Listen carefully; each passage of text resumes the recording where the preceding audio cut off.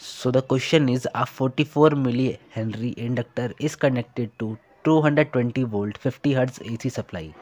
Determine the RMS value of current in this circuit. तो हमको एक 44 मिली हेनरी का इंडक्टर दिया है जो कनेक्ट हुआ है किसका, 200 वोल्ट के एक AC करंट से। तो हम पहले इसका डायग्राम बना लेते हैं समझने के लिए। तो ये जैसे कि हमारा एक इंडक्टर लगा है ना, ये प्योर इंडक्टर सर्किट है क्योंकि इसमें खाली इंडक्टर है।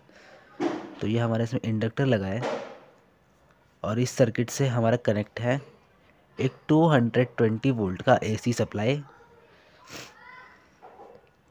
220 वोल्ट 50 हर्ट्स की फ्रीक्वेंसी वाला। और इसका इंडक्टेंस कितना है, 44 इंटू में 10⁻³ हेनरी। तो हमें पूछा कि इसकी RMS वैल्यू बताओ। तो देखो VRMS का हमारा फॉर्मूला क्या होता है, VRMS जैसे कि हमारा होता है IRMS इंटू में रेजिस्टेंस। यहाँ से हमारा IRMS आ जाएगा VRMS अपॉन R।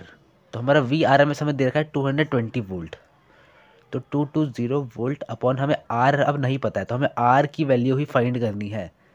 तो अब हमारा R कैसे आएगा, देखो क्योंकि इंडक्टर है ना, तो इसके केस में क्या आता है, हमारा इंडक्टिव रिएक्टेंस आता है XL, जिसकी हम वैल्यू होती है ओमेगा इंटू L। तो ओमेगा हमारा क्या हो जाएगा, 2 pi into frequency multiply by L। तो ये हमारा कितना हो जाएगा, 2 मल्टीप्लाई 3.14 मल्टीप्लाई फ्रीक्वेंसी कितनी है 50 हर्ट्स, तो 50 आ जाएगा।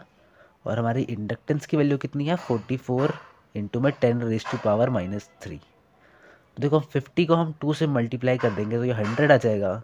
और 100 को अगर हम 3.14 से मल्टीप्लाई करेंगे तो ये 314 मल्टीप्लाई 44 इंटू में 10⁻³ तो अगर हम इसको सॉल्व करेंगे तो ये हमारा वैल्यू आ जाएगी 13,816 इंटू में 10⁻³ तो 10⁻³ है तो पॉइंट यहाँ पर आ जाएगा।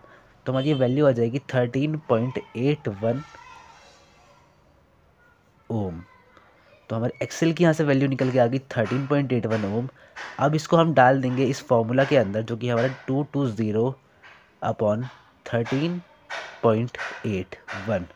तो ये वैल्यू हमारी IRMS की निकल के आ जाएगी 15.94 एम्पियर।